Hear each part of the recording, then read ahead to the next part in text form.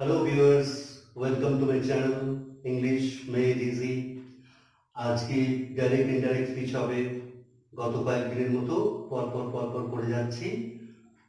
আজকেও direct indirect স্পিচের interrogative sentence মানে প্রশ্নবোধক বাক্য, এরকম একটা কোয়েশ্চেন মার্ক থাকবে। তো এর আগের ভিডিওতে যে যে কথাগুলো বলেছিলাম আজকেও পড়ানোর সময় সেই কথাগুলো সামান্য সামান্য আবার দেওয়া হবে, বলা হবে, যেহেতু ন্যারেশনের সাধারণ নিয়মগুলো। আজকে সহজ করে কিছু করা হবে, তারপর আস্তে আস্তে কঠিনের দিকে যাওয়া হবে। তো ডাইরেক্ট ইনডাইরেক্ট স্পিচকেই ন্যারেশন চেঞ্জ বলে, এটা তো জানো হয়তো অনেকেই। আর এর পাঁচ রকম হয়, পাঁচটা ধরন হয়, কিন্তু সেন্টেন্স পাঁচ প্রকার হয়। এর মধ্যে অ্যাসার্টিভ সেন্টেন্সের যে ন্যারেশন চেঞ্জগুলো, সেগুলো গত চারটে পরপর ভিডিওতে করা আছে, দেখে নেবে। আজকে ইন্টারোগেটিভ সেন্টেন্স শুরু করছি। এই লেখাটা মুছে দিচ্ছি, তারপরে আমি একটা একটা করে কোশ্চেন লিখে সেন্টেন্সগুলো বোঝানোর চেষ্টা করব।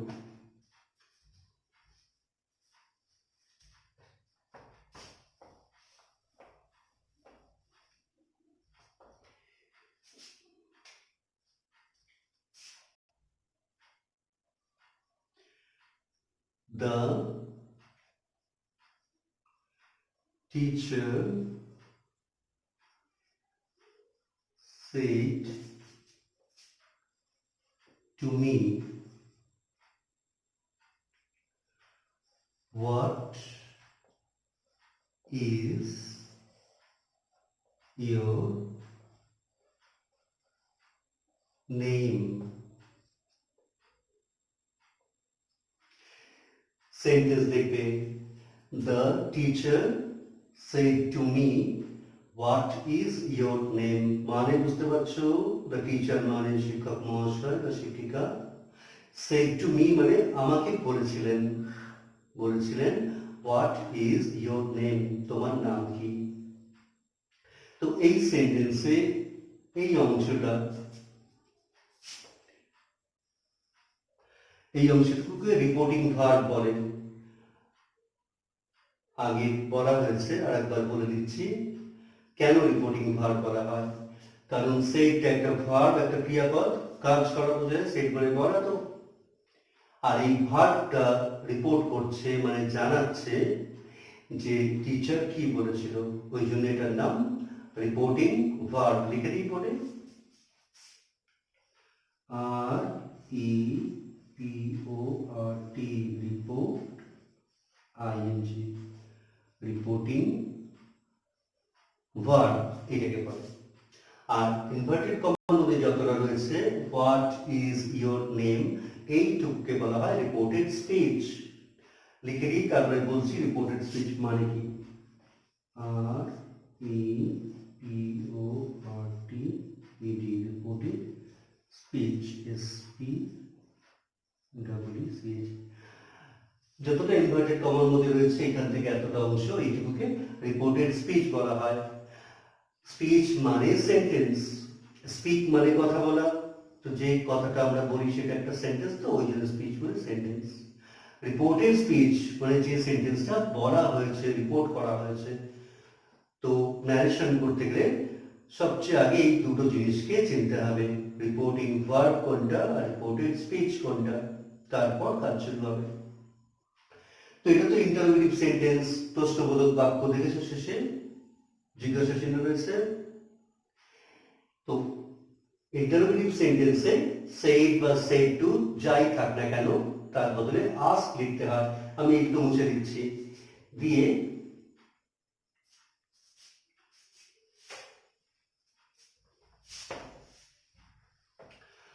উত্তরটা লিখছি। নিয়ম হচ্ছে ইন্টারোগেটিভ সেন্টেন্স হলে সেইড বা সেইড টু রিপোর্টিং ভার্বটার পরে বদলে আস্ক লিখতে হয়। কেন? আস্ক মানে জিজ্ঞাসা করা। শিক্ষক মহাশয় আমাকে বলেছিলেন তোমার নাম কি, তার মানে শিক্ষক মহাশয় আমাকে জিজ্ঞেস করেছিলেন। আনসারটা হচ্ছে দ্য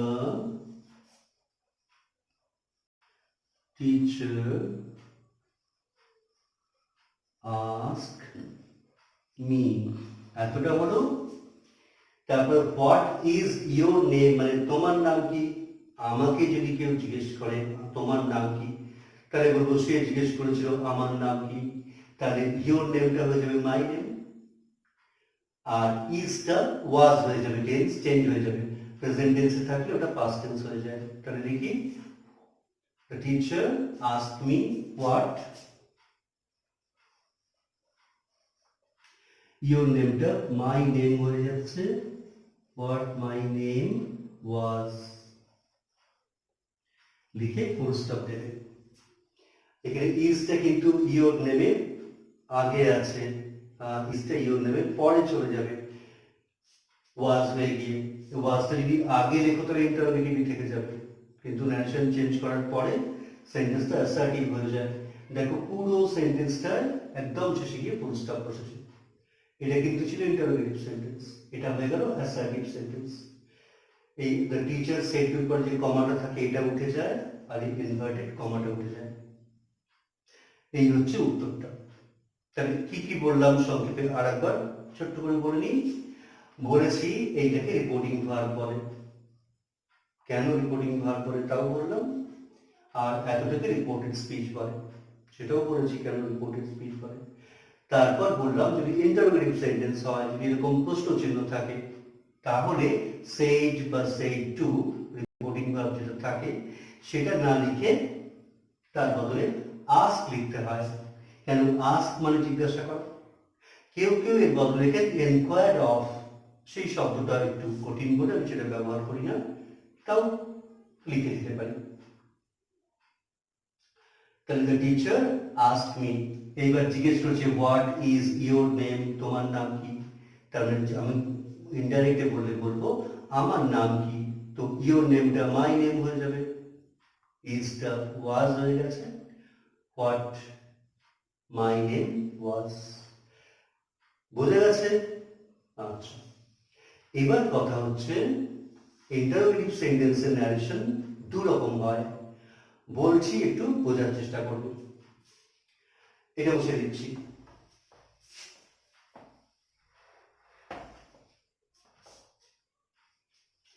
এইখানটায় লিখছি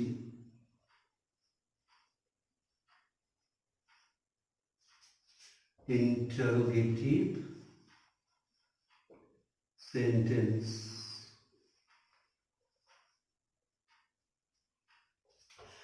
দু রকম হয়,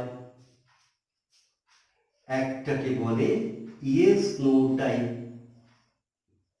ইয়েস মানে হ্যাঁ, নো মানে না, একটাকে বলে yes no type, T Y P. আর একটাকে বলা হয় WH টাইপ।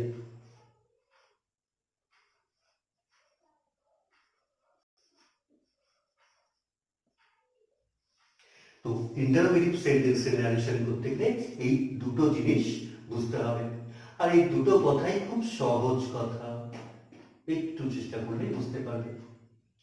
কারণ ইন্টারোগেটিভ সেন্টেন্সের ন্যারেশনটা করার সময় তোমাকে আগে দেখতে হবে যে সেন্টেন্সটা এই ধরনের না এই ধরনের, ইয়েস নো টাইপ না WH টাইপ। এর আগে যে সেন্টেন্সটা লিখলাম ওটা ছিল WH টাইপ, কেন বলে দিচ্ছি। এটা বোঝা গেছে ইন্টারোগেটিভ সেন্টেন্স দু রকম, ইয়েস নো টাইপ আর WH। ইয়েস মানে হ্যাঁ, নো মানে না। যে প্রশ্নের উত্তর হ্যাঁ বা নাতে দেওয়া যায় সেগুলোকে বলা হয় ইয়েস নো টাইপ। আর যে প্রশ্নগুলোতে WH থাকে, WH মানে what, when, how, where, why, এই সব কটা বানানের মধ্যে দেখো W আর H অক্ষর দুটো রয়েছে, ওই জন্য ওকে বলে WH ওয়ার্ড। এইটা জানার পরে তারপরে আজকে WH ওয়ার্ড গুলো করি, পরের দিন ইয়েস নো টাইপ গুলো করছি। ঠিক আছে, একটু বোঝা গেছে? বুঝে দিই এটা।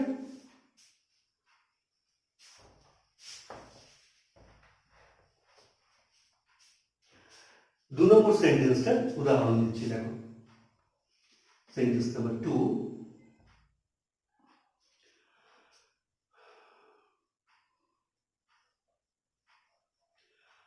My mother said to me, এখানে একটা কমা আসবে, এইখান থেকে শুরু হবে হোয়াট আর ইউ ডুইং, মানে তুমি কি করছো। সেন্টেন্সটার মানেটা ভালো করে দেখো, my mother said to me. দেখেছো ইন্টারোগেটিভ সেন্টেন্সে কাকে বলা হয়েছে সেটা থাকে, আর কে বলেছেন সেটা থাকে। আগেরটা তো ছিল না, এটা তো বলেছে my mother said to me. দেখো এটাতে সেড টুটা রিপোর্টিং ভার্ব, আর এইটুকু হচ্ছে রিপোর্টেড স্পিচ। তো রিপোর্টিং ভার্বের বদলে আস্ক লিখবে। এইটা দেখো ডাব্লিউএইচ কোশ্চেন। কেন এটা ডাব্লিউএইচ কোশ্চেন? এই যে হোয়াট দিয়ে রয়েছে, আর একটা কি টাইপ বলেছি, yes no type. Yes no type যে প্রশ্নগুলোর উত্তর হ্যাঁ বা নাতে দেওয়া যায়। এই প্রশ্নটার উত্তর হ্যাঁ বা নাতে দেওয়া যাবে? যদি বলে তুমি কি করছো, তুমি বলতে পারবে হ্যাঁ? পারবে না, ওই জন্য এটার নাম ডাব্লিউএইচ টাইপ। ঠিক আছে, তাহলে এটার উত্তর কি হবে? My mother said to me বদলে লিখবে মাই মাদার আস্কড মি, এরকম। My mother asked me what I was doing, what I was doing. এই দেখো ইউটা আই হয়ে গেল কেন না, মা আমাকে জিজ্ঞেস করেছিলেন তুমি কি করছো, মানে মা আমাকে বলেছিলেন তুমি কি করছো, মা আমাকে জিজ্ঞেস করেছিলেন আমি কি করছিলাম। এই যে ইউ আর ডুইং, এটা প্রেজেন্ট কন্টিনিউয়াস হয়ে গেল I was doing past continuous. I can হলো? আমাকে বললেই আমি বলতো। মা জিজ্ঞেস করেছে তুমি কি করছো, মানে মা জিজ্ঞেস করেছিলেন আমি কি করছিলাম, ওই জন্য ইউটা আই হয়ে গেল। You are doing the present continuous থাকলে এটাকে পাস্ট কন্টিনিউয়াসে করবে, হোয়াট আই ওয়াজ ডুইং। বোঝা গেছে? দুটো সেন্টেন্সে ডাব্লিউএইচ দিয়ে বোঝানো। এরপরে ইয়েস নো টাইপের দুটো উদাহরণ দিয়ে পরের ভিডিওটা করব, দেখতে থাকো। আর হ্যাঁ, বোঝানো ভালো লাগলে চ্যানেল সাবস্ক্রাইব করবে, শেয়ার করবে, লাইক করবে। লাইক করলে আমি বুঝতে পারবো আমার এটা ভিডিওটা তোমাদের ভালো লাগছে। ঠিক আছে, আর